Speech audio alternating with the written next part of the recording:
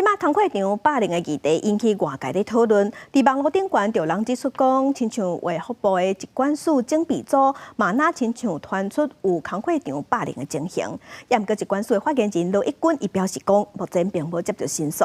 也毋过已经主动调查，一礼拜内会完成调查报告。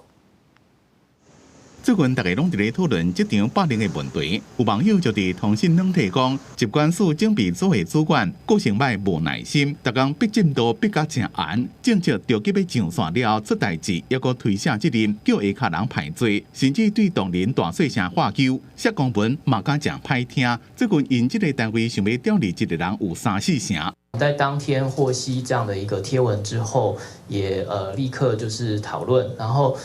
检视了在这个人事室相关的一些最近的这个检举或者是